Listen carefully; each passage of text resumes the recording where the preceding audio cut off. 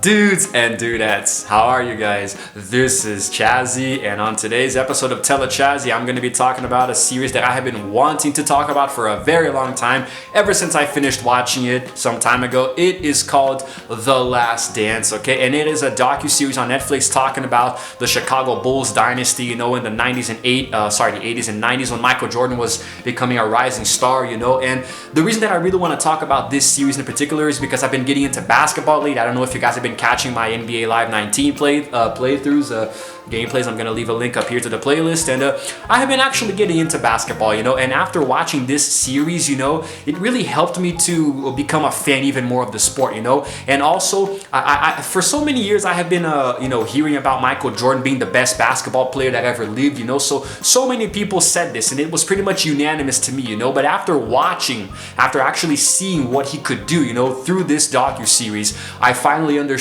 why. I finally understood why he is considered the GOAT, you know, the GOAT, which stands for the greatest of all time, you know. So I finally understood why. It made so much sense to me, you know. And this series here, you know, I have a sort of like a little cheat sheet here on my tablet, you know, because it's been a while since I've watched it, so I'm just gonna use it to remember a few details, nothing too, you know, like that. But anyway, so it's pretty much like the reason that it's called The Last Dance is because it's a docuseries about his very last season with the Chicago Bulls, which, if I'm not mistaken, was in 1998. You know, if it's not, I'm gonna correct it down here. But the reason that it's called The Last Dance is because of this, you know, like Michael Jordan actually went into retirement. You know, he won 3 NBA finals with the Chicago Bulls in the 90s, and then he retired to go play baseball. More on that later. Then when he came back, he won 3 more NBA finals, you know, in a row with the Chicago Bulls. And then his final season before he officially retired permanently, you know, because he later came back and played in the Washington Wizards, you know. And so then that is why it was called The Last Dance. You know, it was the final play of Michael Jordan, his final season with the Chicago Bulls, you know. And this series takes you sort of behind the scenes, you know, with never before seen exclusive footage in the locker rooms, you know. And then you have some interviews with all of the other players, like of course Jordan himself, and then Scottie Pippen and Dennis Rodman, who also played with him, and they were part of the Chicago Bulls dynasty. You had the manager Phil Jackson, you had Jerry Krause, that's how you say his name, right? Pretty sure it is, you know, but other players like Steve Kerr, you know. And the thing is that I really think that this is a very good way for you to get more into basketball. And like I was saying earlier, never before seen silver from the 1997 and 98 season, so I was right, you know, it was in 1998.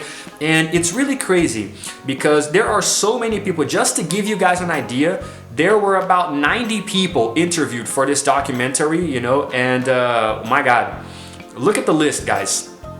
Look at the list of people who were interviewed for this docuseries.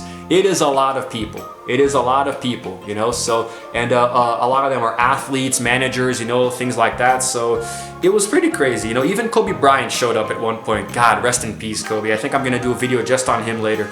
But anyway, so a few more details regarding this show. I keep calling it a show. It's not a show. It is a sports documentary mini-series. You know, I call it a docu-series. You know, I think that also works, but I can't keep calling it a show. It's like I'm talking about Friends or something. I don't know.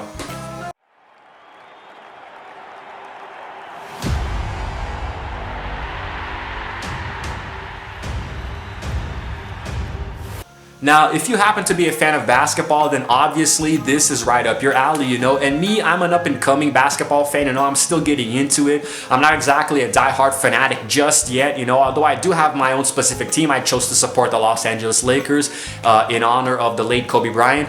And Michael Jordan played his entire career with the Chicago Bulls until he went to the Wizards later on, but that's for another story. It takes you a little bit about, it shows you sort of like the beginnings of his career, you know. I think I'm gonna try to pull up a few statistics here, if I can. To view synopsis, it started showing off a little bit about Michael Jordan starting off with in the late 80s, you know, when he was still becoming an NBA superstar. And even then, like even in the beginning of his career, when he was still starting, you know, to learn how to play the game and get better, he was already considered the GOAT, you know. People were already looking at this kid and saying he is going to be the greatest player of all time, you know. He's already the best in the league right now. When he was finally drafted, you know, to the Chicago Bulls in the actual NBA franchise, you know, the actual league, you know, the NBA, the National Basketball Association, when he was finally drafted, that's when he really took off, you know, because from the 90s onwards, this guy was a monster, you know. If you have never seen Michael Jordan play basketball, then it's going to be really hard for me to describe it, you know. Only those who have seen him, who know what I'm talking about, will understand. But he had such an ease, you know, like he made playing basketball look easy, you know, and it's not an easy sport, you know. I might make it look easy playing NBA Live 19 on my Xbox, but in real life, it's really, really hard, guys. And he made it look easy, you know, with his crazy jump shots and three-point shooting, you know, and how he could get past everyone on the court and just like jump up and do this weird arm twist, then dunk the ball, you know. If you watch Michael Jordan playing basketball in slow motion, and it still doesn't make sense, you know. And like he averaged so many points in his career that it was crazy, you know. And this docu-series it gives you so many intricate details and so many behind-the-scenes facts, you know, like Jordan giving interviews and talking, you know, explaining about how it was back in the day, you know. I mean, yeah, like to me it was good because it gave me exposure into the Chicago Bulls franchise, the dynasty, and also the sport itself. And I'm sure that people who were fans of the Bulls and who saw them play back in the day, you actually discovered many different things that you didn't know about, you know. I mean, that's obvious. Like even a diehard fan couldn't know everything, every little detail. And the way that this series explores each one in such intricate detail, every episode is a journey, man. Each episode I think is anywhere from 45 to 50 something minutes, you know, almost an hour. So there's a lot to absorb. I actually watched it throughout the course of, I think I actually binged it in one day. It was right before New Year's, so I think I finished it all in 1 or 2 days. I think I spent 2 days watching it nonstop, you know, so it was really crazy. It was really crazy, you know. I can't remember the last time I binged something so hard, you know. It was, except for Cobra Kai, but that's different. But I think it was really nice, man, and gaining more exposure and background, you know, into this sport and this specific player within this specific team, to me was essential. Michael Jordan and the Bulls changed the culture. Dennis gave us that edge on the front line. We were winning. Congratulations. Now, it wasn't all about the sports, of course. It also took you deep into Michael Jordan's personal life outside of the court, you know. And there was one point throughout, I don't remember when, I think it was 94, 95, 6, you know, around there.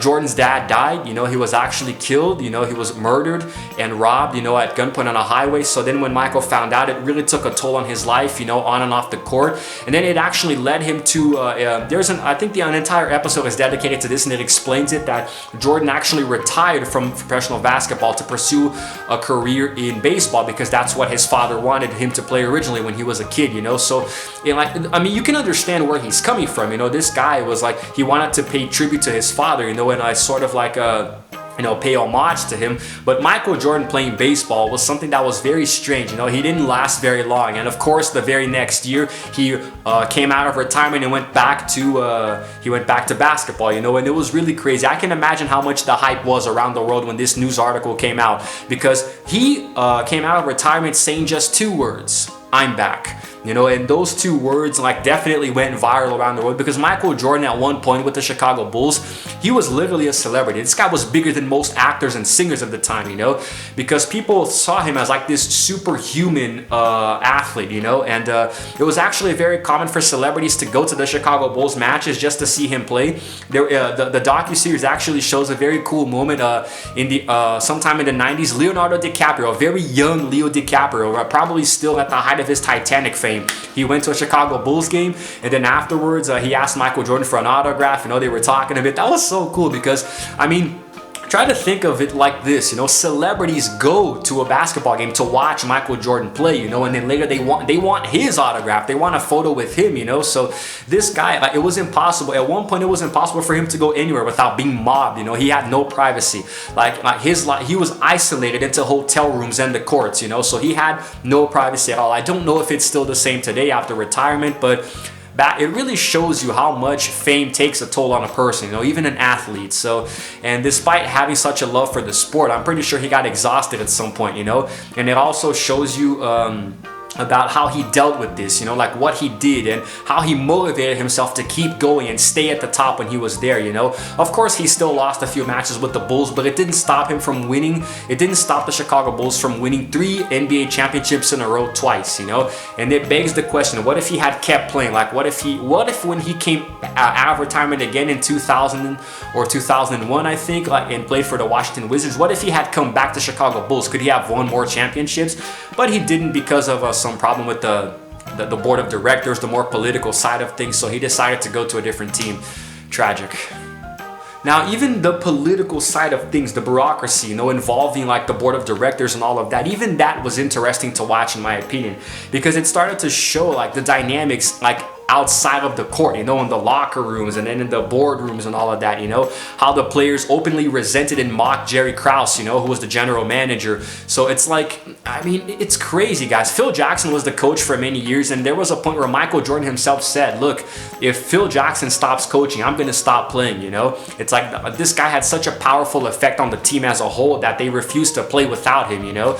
And I think that was really cool, you know. And it throughout the series, it keeps going back and forth, you know, between the past and the present, you know, the actual season that it's focused on, which was in '98. So it shows you a lot of the behind the scenes dynamics that led to the team being the way it was, you know.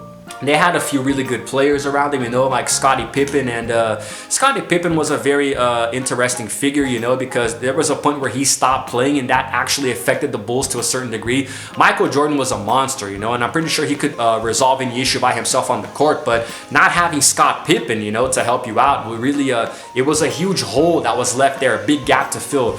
Also, Dennis Rodman. Dennis Rodman was a controversial figure back in the day, still is today, you know, because this guy really just didn't give a crap about anything, you know. So, you know, there was actually this one episode that focused on his trip to Vegas where he went to the coach and he's like, look, I have to take a trip to refuel my energy and relax a bit, you know, and get out and just, you know, take a breath of fresh air. And then everybody reluctantly allowed him to do so, even though Michael Jordan said he's not going to come back after 48 hours.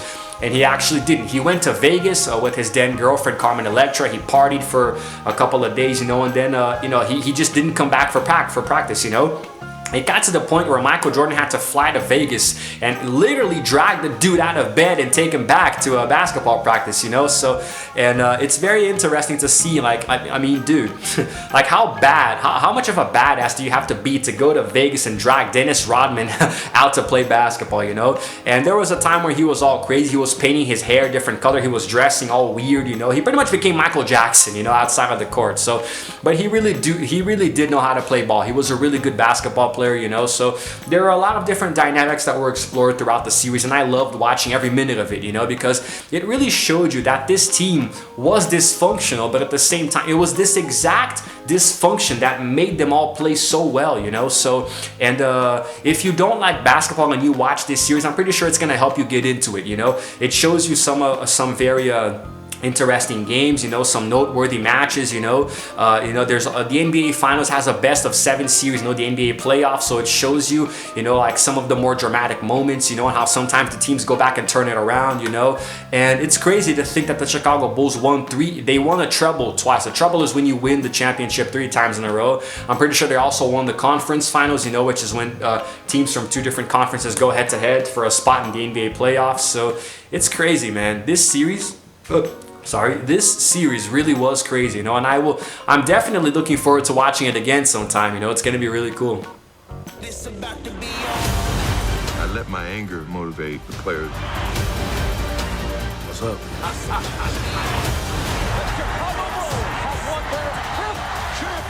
We look for number 6. Giving a shout out here to one of my favorite YouTube channels ever, Watch Moto. They did a video talking about the top 10 moments from The Last Dance, you know. I think that's going to be really nice for you guys to watch too, but of course only after you see the actual series, you know. And the way that Michael Jordan played basketball was really insane, man, because he found ways to motivate himself. Like, even if it's just like his own coach or his general manager, like complimenting a player on the opposing team, you know, he takes that and says, oh yeah, okay, well then I'm going to show you that I'm better than him. And he plays his heart heart out and beats the team and doesn't even let the other guy get on the ball, you know? It's like, it's almost like everything that you said, you know, he took personally. You know, he took everything personally to a certain level that made him so angry, and he would just want to, like, it's like he refused to not be called the best, even though Michael Jordan is a very interesting figure because he was at the top of the world and he knew it, but at the same time he seemed down to earth and humble in a certain way. You know, I can't really explain it. Like, he didn't go around bragging saying, yeah, I'm the best, I'm the greatest, you know, nobody's better than me, you know, but like the whole world was saying that he was the best and he wasn't, and then like he shows that he thought this way because like you call somebody else a good player and then he's like, so that's how it is, huh? Okay, cool, all right, and then he goes and shows that he is better. So it's weird because he's down to earth, but at the same time he's got his head in the clouds, you know. I don't really understand how to explain it. There was a very interesting moment in the docuseries where you see Jordan and Kobe Bryant meeting up when Kobe was so young, man, in the 90s, with his long hair, his little afro, you know, playing for the Lakers. And of course Jordan bested him, but it showed you that if you watched Kobe Bryant play, you would notice that there is a lot of Michael Jordan rubbed off on him. Like, the way he played ball was actually very similar to Michael Jordan, you know. And that's what I think is really cool because like a lot of people compare both of them, you know, and they say that one is better than the other and this and that. But I mean, it really comes down to personal opinion, but in my opinion, Michael Jordan was the best, you know. I mean, this guy did popularize NBA around the world, you know, and he kind of, he became a global cultural icon, so it's really hard for you to, like, even though LeBron James, I left the link up here in another video of mine, I'm going to leave it up here to a video that Watch Mojo did, comparing Michael Jordan to LeBron James and how LeBron was better because he still has more years to play and he has more points than Michael Jordan. But let's be real here, man. Michael Jordan is always going to be the best. And, it's crazy because, I mean, this docuseries, I actually have a few statistics here, but I barely had to use my tablet, you know. Everything just came naturally. There are only 10 episodes in the series, so you guys can watch without feeling too tired, too overwhelmed, you know. I definitely recommend this, even if you're not into basketball, give it a chance, you know. And guys, I mean, it's gonna be freaking awesome, you know, if you watch this and you become a fan of basketball. I was already becoming a fan to begin with, but it made me like it even more afterwards, you know. It's like now I feel like I'm even more of a fanatic than I am. So it's weird because the effect it had on me, I felt so much emotion, you know, behind the episodes, you know, the raw, tense feelings that everyone was talking about in the interviews, you know, how Michael Jordan was like, there was a very noteworthy line when he says, look, this is the way I play the game, you know, and if you don't want to play that way, don't play that way. You know, and that gave me goosebumps, you know, and there were a lot of dramatic moments, you know, different players coming in so many years later and giving their interviews, and you really discover a lot of things that weren't really there on the surface. They weren't really apparent on the surface there back in the day, if you happen to follow the 80s and 90s Chicago Bulls dynasty. And there was, of course, the last shot Michael Jordan ever took for the Chicago Bulls, where it was a buzzer-beating three-pointer, I believe, you know, and that won the game and won his third NBA Finals, where it shows a moment where he's crying on the ground in the locker room, you know. And apparently it was the first time that you ever heard the audio, you know, never before heard the audio of him actually crying, because his father wasn't there. His father was present for all of his NBA Finals, you know, trophies and all that, except for this one. So yeah, he cried a lot, you know, and it shows that these people look at this guy like an inhuman, like he's a god in the sport or something. And you see him so fragile and crying, you know. It's like, wow, despite everything that he can do, this guy really is human like us, you know. But anyway, I think that's it, guys. I'm actually out of breath a little bit, you know. I've been talking for about 18 minutes or so. I have a little timer here to show me how long I've been recording the video for, and it's been 18 minutes. You know, I use this so my videos don't get too long. But I think I'm actually gonna stop here, you know. And this, coupled with the clips that I'm gonna be using throughout, it's gonna make the video be pretty long. So I think that's it. And you guys can expect more videos talking about basketball in the near future. I'm starting to really like this sport, so it's gonna be awesome to get into more detail. God, I'm really out of breath. I'm gonna go get a drink of water before I record the next one. I hope you guys enjoyed this video. I hope you enjoyed the docuseries. If you watched it, if you didn't, please go and watch it. I can promise you, you're not going to regret it. Just gonna put my tablet over here. And that's it, guys. That's it for now, all right? Long live the king of basketball. This is Chazzy, signing out for now. And as always, I will see you guys in the next video.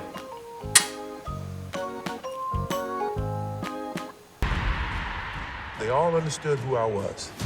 My mentality was to go out and win at any cost.